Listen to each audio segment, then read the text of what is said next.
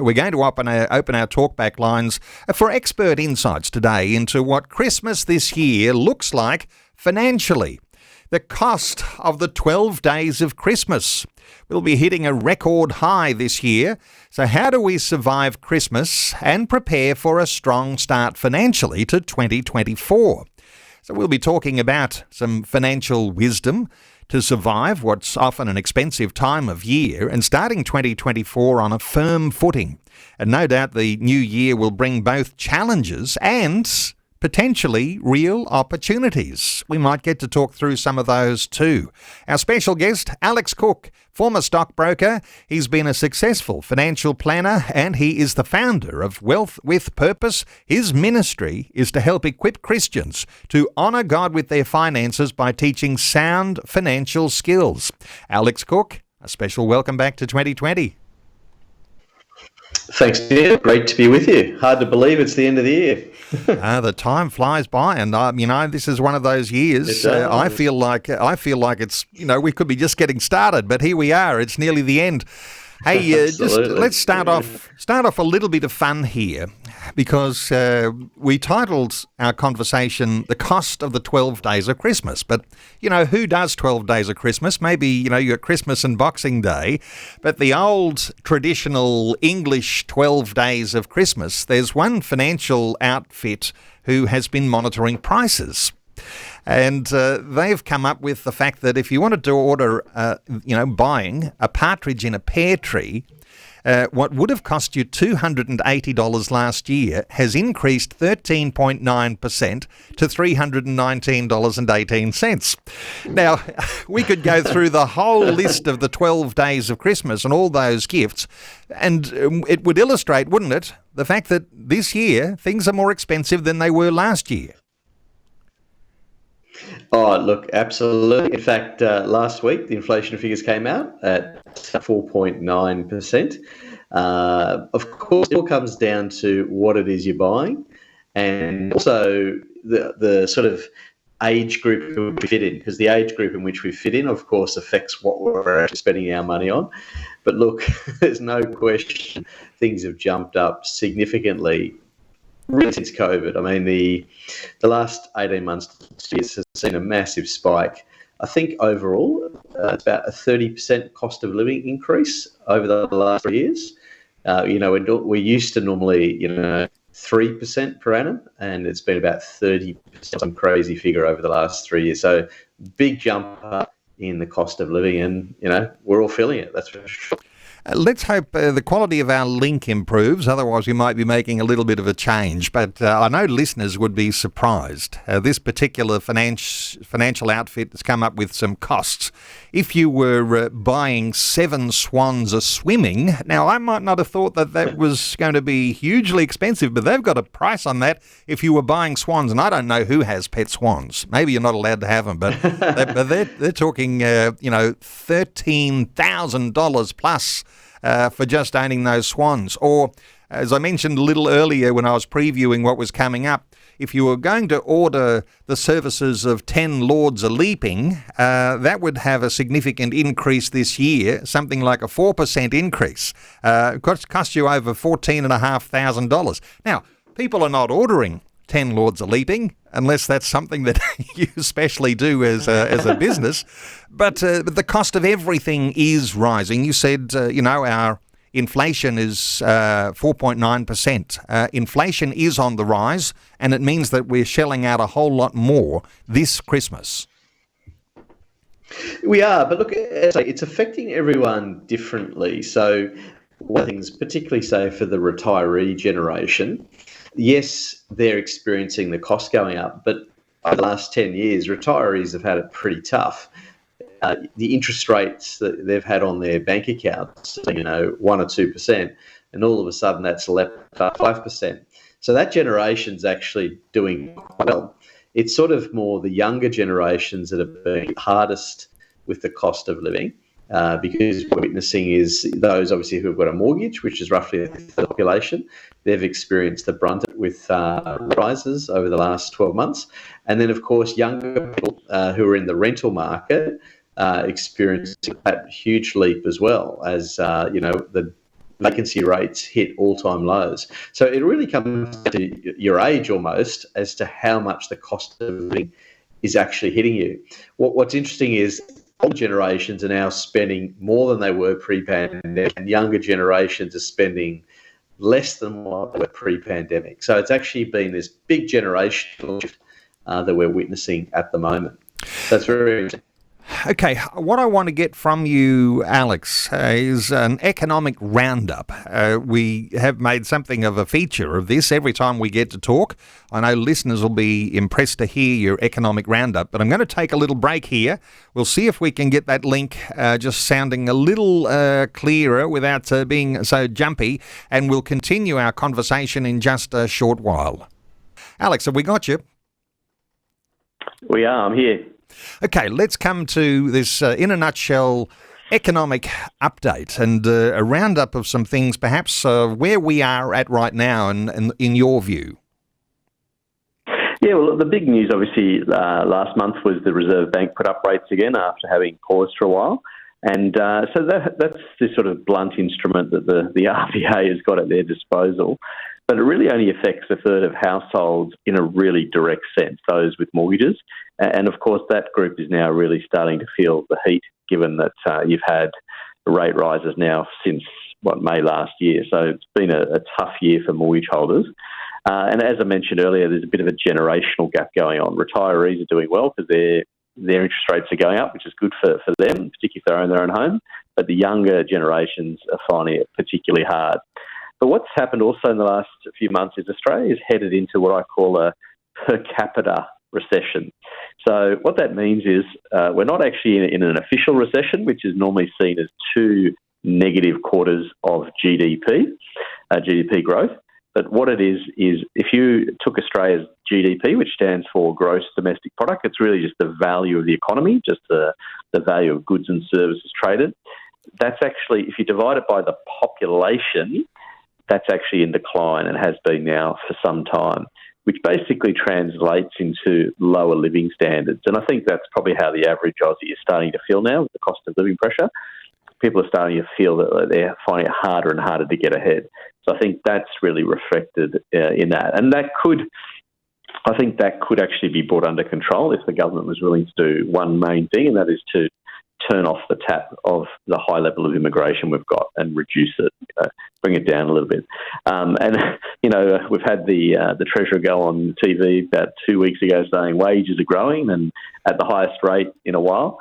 But what he failed to say is that real wages are actually falling at the fastest rate.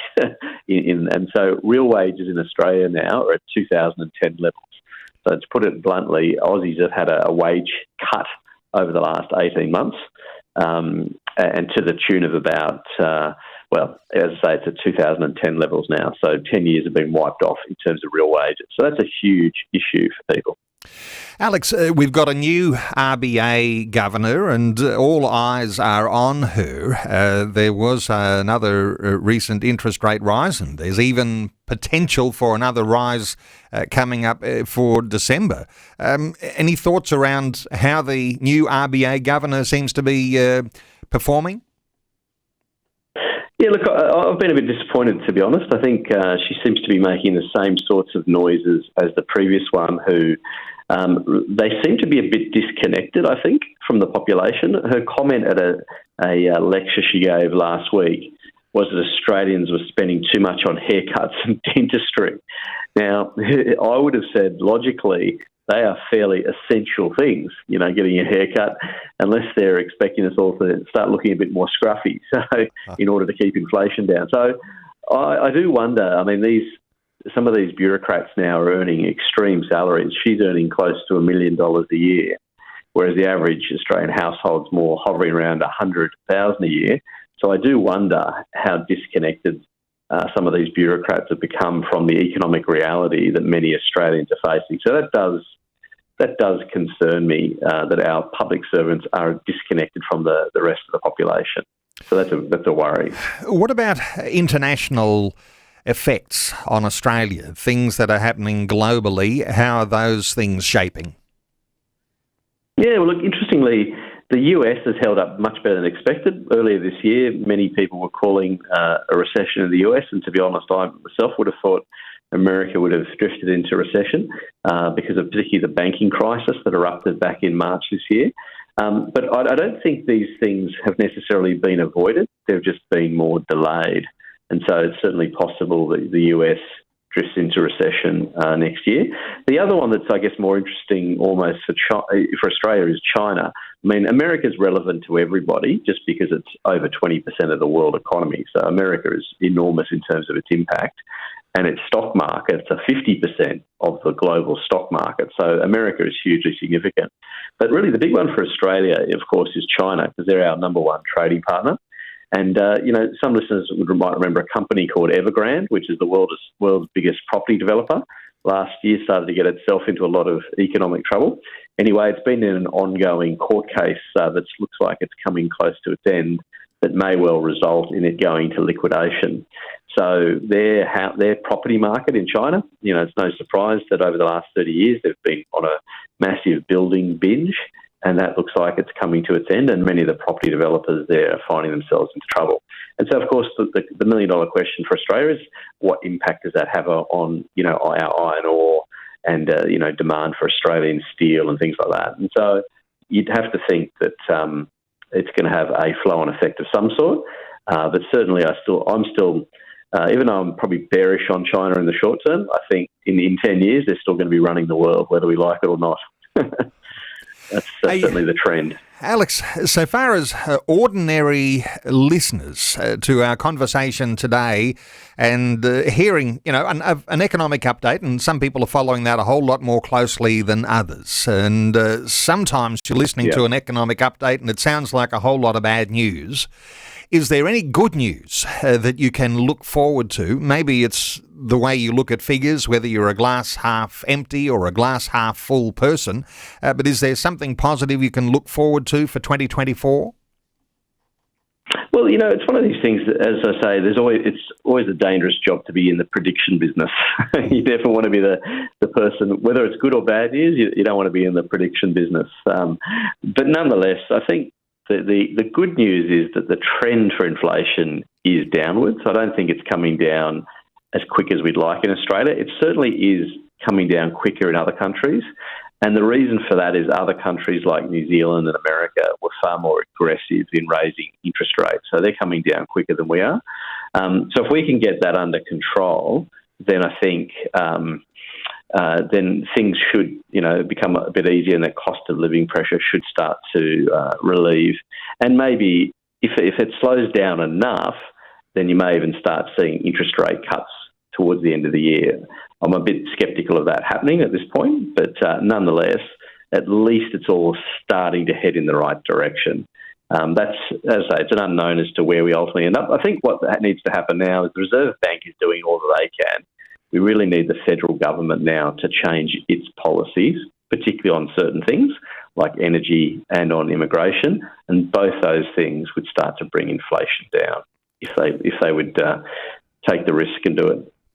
And of course, there are those who say our lower rate of unemployment might be the thing that saves us in getting us through a tough time like this. But then if you're facing potential for the R-word recession into 2024, then even that becomes a little bit less stable. Any thoughts there for around the things that might just see us through and give us some level of confidence? Yeah, well, certainly unemployment in Australia has been remarkably low since COVID. I mean, you've had these massive shortages across many industries, and that's why business is continually, particularly big business, is always crying out for more workers to come in. And now part of that is a sort of a bias because they're wanting to bring in low-cost workers so that they can, keep wages under control. But nonetheless, unemployment in Australia has been very low and hopefully will continue to be so. I suspect it will tick up a little bit next year. But, if some of these inflation things start to die off, hopefully it'll be a soft landing. That's what the thing that they're talking about in the US, the soft land versus the hard landing. Hopefully we'll get the expected soft landing. But, you can never, I never want to be too... I'm trying to be cautious cautiously optimistic is what I'd like to be. Be cautiously optimistic. Hey, so far as Christmas goes, and everybody's in a different boat. Some people have got a very expensive Christmas coming. Others are already trying to maybe even pare back a little. Are there some common mistakes you think that we can make this time of year that we maybe can avoid? Absolutely. Look, I mean, the biggest one I always see is just people borrowing money. It's kind of buy now, pay later kind of thing. I think a lot of people feel under pressure at this time of year to buy things for people, to spend a lot on not just presents, but on the events and associated things like that. And of course, because it's generally for the majority of people, it's a pleasant time of year, we often let loose a bit much on our spending. Of course, the problem with that is that it ultimately has to be paid back in the new year. So I always encourage people just to take the view of using cash, using real money you actually got, rather than borrowing from a bank and paying interest, particularly as interest rates on everything these days, has been going up and going the wrong way. And of course, let's be honest, we can all be a bit of a sucker for some of the sales these days. The one that always gets me is, you go into the petrol station and they offer 2 for the price of $3. Not good for your waistline, but all those sort of little things there are designed to get you to spend money. And so I think the key to it is not to borrow and to plan ahead. If you can plan ahead, you can dramatically reduce it. Alex, let's take a call straight away from James, who is in Kyabram in Victoria. Hey, James, welcome. Hi, Neil. Hi, Alex. Hey, James. I think you might have prayed for me. Did you pray for me the other week? I talked to you about some inventions that I had just before the fundraiser. Okay, all right, yes. Something rings a bell with that, what are your thoughts? What's developed? Well, what's happened is, because I want to start making some of these things, I realised I don't have enough galvanised steel for it. So I've been praying and God said, well, you need a job. So today I start on a farm milking 450 cows at 2:30 this afternoon. So I'm doing it on an ABN, which I thought is good because I'm going to need the ABN eventually, which I have had before, was only $1. It's $150 now, plus I don't know what other expenses. But I just said asking for advice from Alex about starting a new business, starting with an ABN. There's quite a few questions there, not sure exactly how to answer them specifically. Any advice that he'd give, the pitfalls, the things that a pocket you could fall into that could entrap you if I didn't put down the right name for the business in regards to what work I'm doing. Does that, because they're threatening a $1,500 fine for different things, and I'm not sure how it all works. He'd obviously have a lot more knowledge than I do. James, good thoughts. And yes, you're an entrepreneurially minded man. You've got opportunities. You've got some inventions. In order to make some things happening, you're starting a job. And Alex, your thoughts here for James?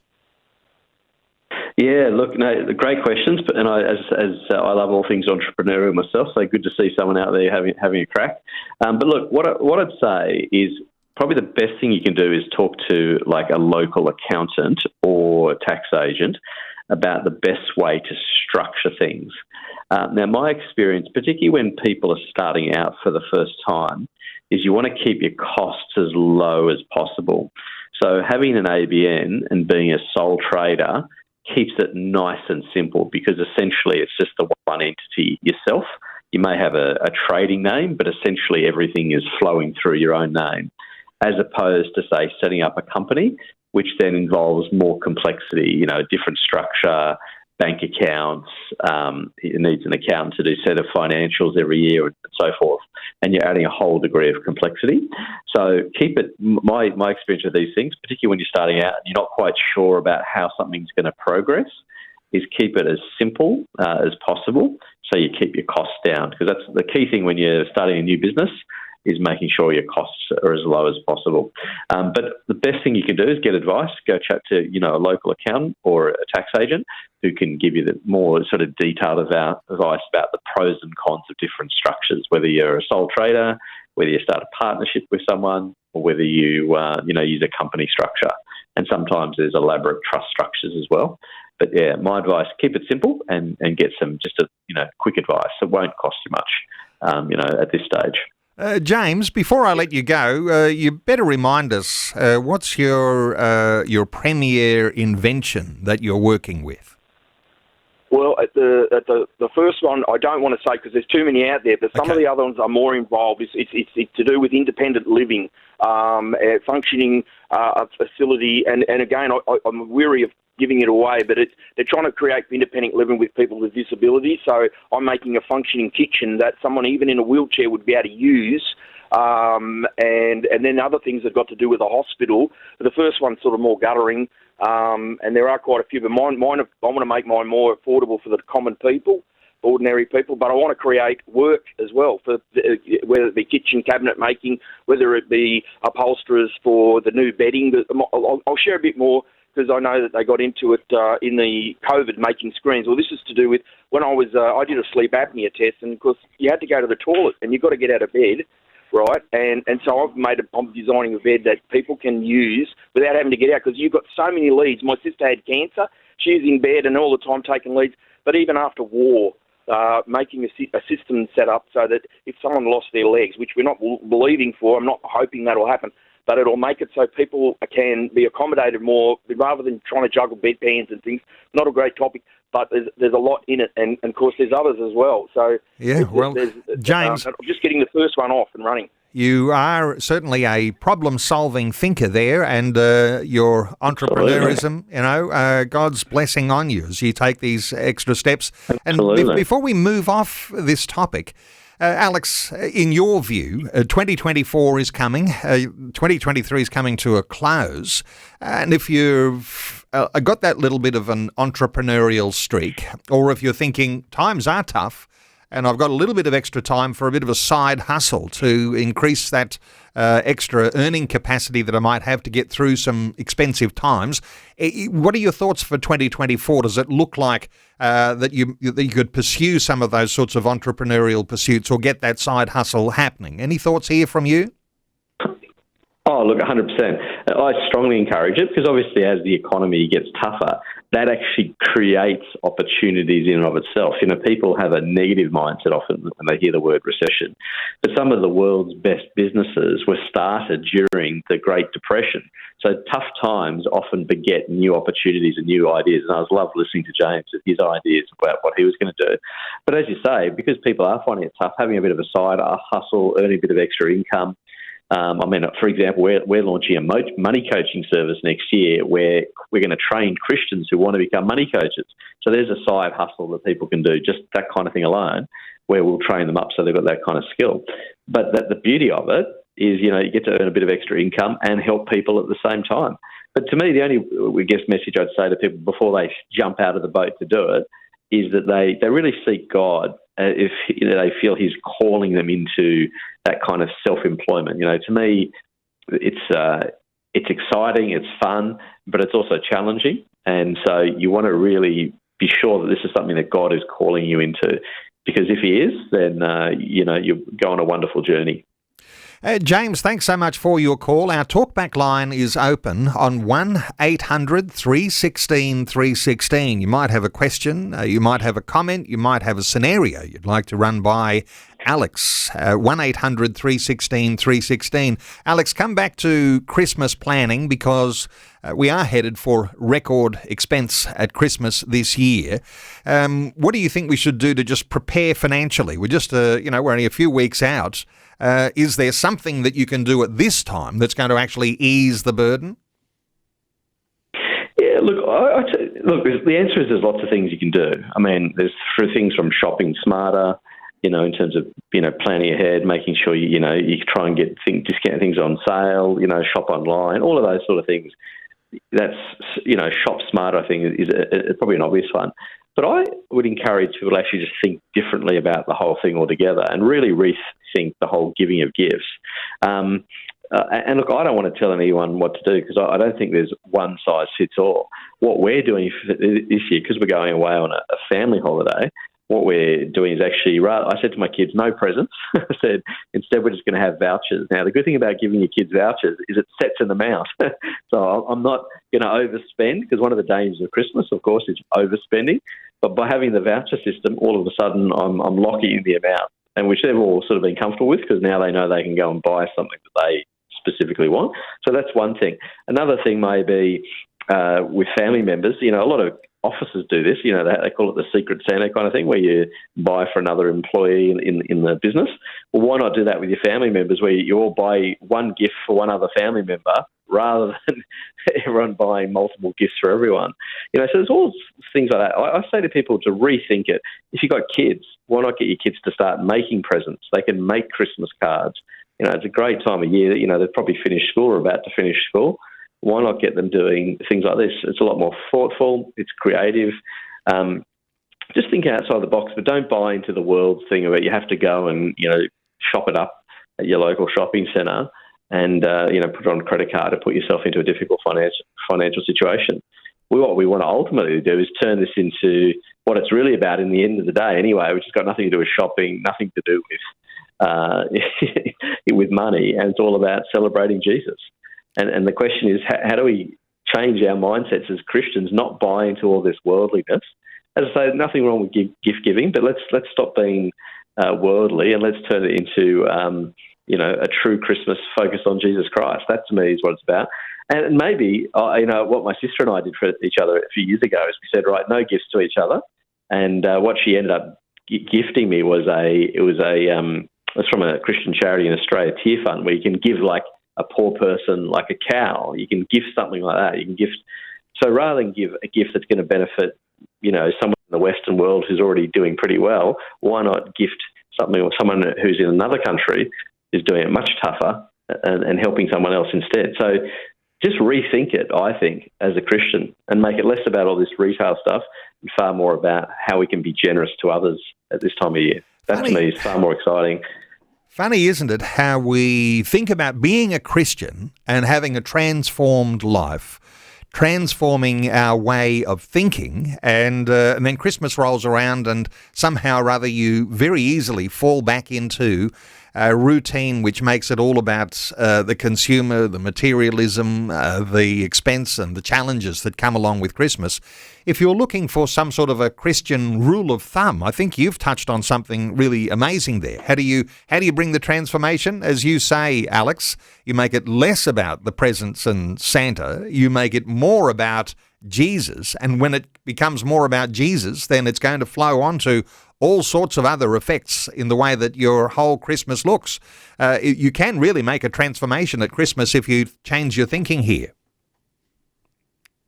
Oh, absolutely. And look, I mean, Christmas is often a lonely time for some people. Many Australians live alone.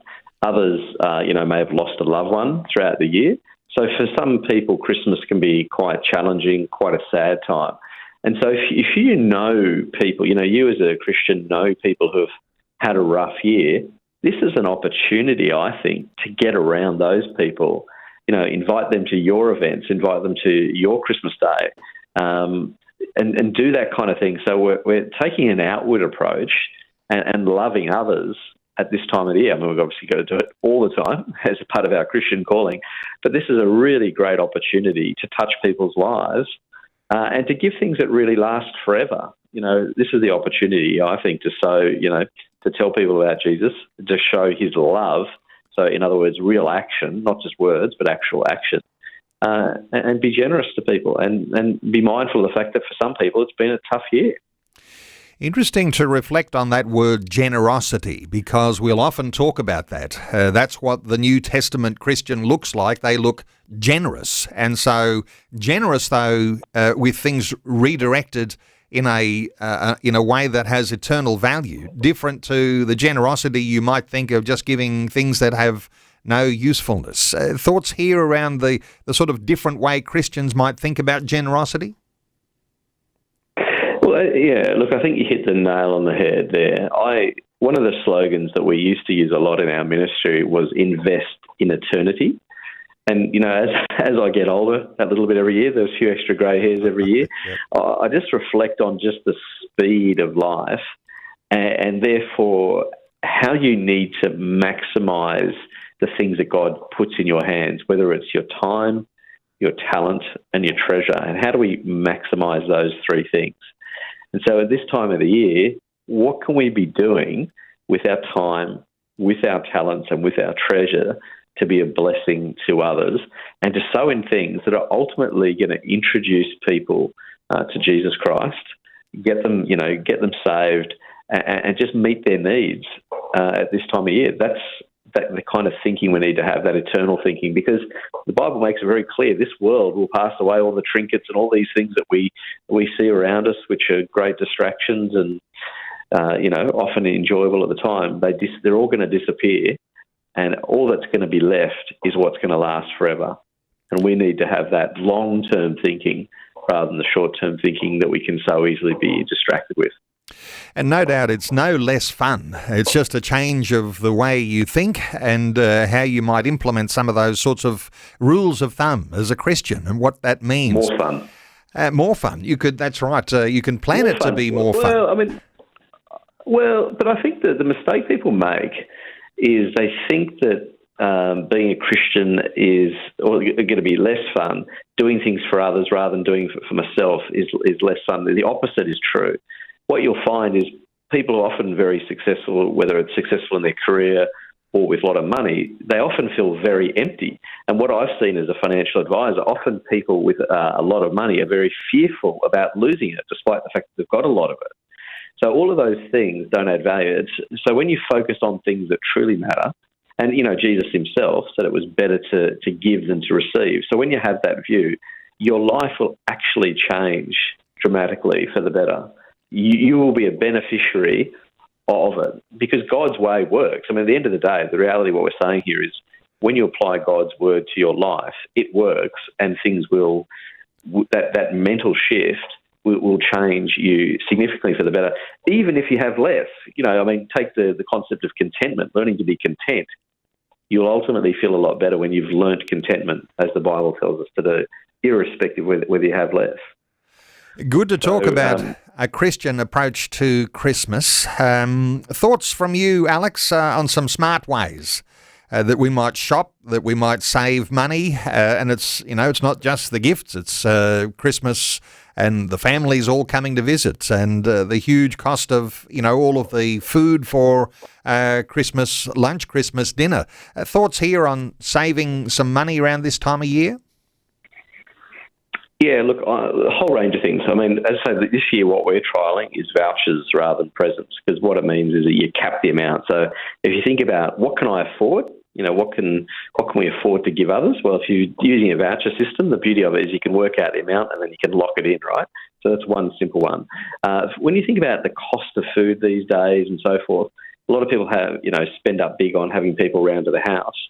Maybe an alternative is you go out for a picnic lunch with the family where everyone brings their own kind of thing. So there's all that kind of thing where we share and do things together. You'll have just as much fun, but without that pressure of having to provide everything for everyone else. But I think ultimately the best thing to do these days, we've got this wonderful thing called the internet.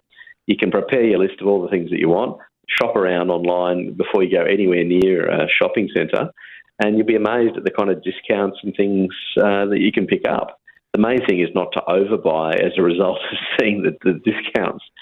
So there's lots of things you can do to bring the cost down. But as I say, the biggest one is what we already talked about before, is just rethinking the whole approach to it and saying, is this really what we want to make Christmas about? Or is there another way we can turn Christmas into something far more useful? And of course, the foundation that you want to set for 2024, I mean, we all want to start off the new year on a strong note, have a firm foundation, or at least as firm as it can be. Any hints from you around how to ensure you get a good start for 2024? Yeah, well, I mean, often this time of year is when people, they go on holiday, they get to slow down for the first time. Sometimes, in the Western world, we kind of feel often we're on a bit of a treadmill and we're running hard and trying to keep up with things. But this is a great time, I think, to have off and just to reflect. Reflect on what are we doing with our life? Are we on the right course? Are we being sensible with our money and so forth? And the thing I'd really encourage people is to just live simpler lives. I think in the West we've got all these distractions. But if we can live simple lives and focus on what's truly important, such as relationships, then we'll profoundly improve our own well-being, not to mention our finances. I'll give you a really simple example. A few years ago, my son was playing soccer, and at the end of the year, I said to this other couple who turned out to be Christian, I said, "Oh, are you guys playing next year?" And they said, "Oh, no, we're not. We're taking all of our kids out of sport for the whole year." And they were going to have a year where their kids weren't going to do any sport. And that may sound, oh, it's a bit mean, taking your kids out of sport. But what they were going to do is just have that family time.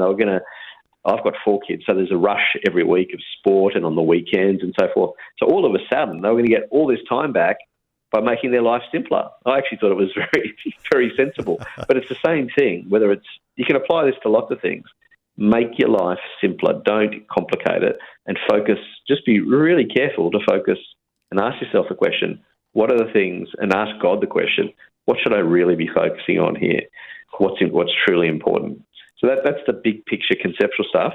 And then just the final sort of tip with that is just create a mini wealth plan, a mini family wealth plan. So, set a few basic goals for the year. Nothing, too dramatic. What are your goals, whether it's going to be saving goals or kids' education, things like that.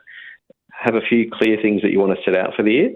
Don't be afraid to go and get advice. We're talking with James earlier. He needs a bit of accounting advice. Don't be afraid to get advice from someone.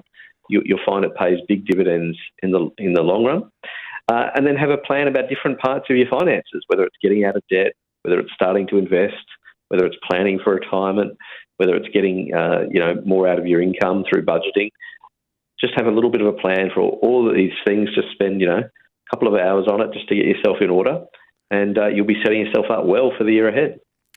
And it comes down to this, doesn't it? The whole of our family culture, and indeed, if you're leading an enterprise, whether it's a business or an organisation or a department, it all comes down to how you think about where you're moving there and the culture that begins to build around having a right thinking. And, of course, that's what you immerse yourself in, Alex Cook, is how to think like a Christian when it comes to all of those sorts of purposes for your life.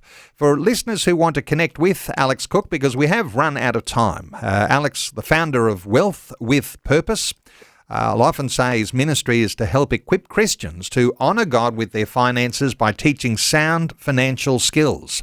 The website is wealthwithpurpose.com. Free ebooks, the My Toolkit, free videos, there's podcast content there. And you did mention, Alex, that you're wanting to raise up some coaches who can actually, even, I guess that's starting a side hustle or starting their own business, about how you actually coach people like this. Yes, quickly, a thought on that? Yeah, 2 things. We want to basically train people to be money coaches so they can either start it as a ministry in their church or so they can start it as a side hustle, as you say, as a business. And so what we're going to do is basically we've filmed it and now we're going to launch it in the new year and teaching people basically good stewardship principles, good money management skills that they can then impart to others. And as I say, they can do it in their local church or they can do it as a business and earn some extra money themselves. All right. Well, you can find out about that at wealthwithpurpose.com, and you can follow Alex on Facebook and on Twitter. There's even an Ask Alex at wealthwithpurpose.com email too, if you wanted to connect with Alex that way. Alex, always so refreshing and insightful when we get your wisdom on a whole lot of different topics on finance, but really appreciate that very much. And we probably won't get to talk to you again now before Christmas, so the happiest and holiest of Christmas for you and your family and for 2024, and really appreciate your insights throughout the year. Thanks, Neil, and likewise to you and your family and the team at Vision. God bless.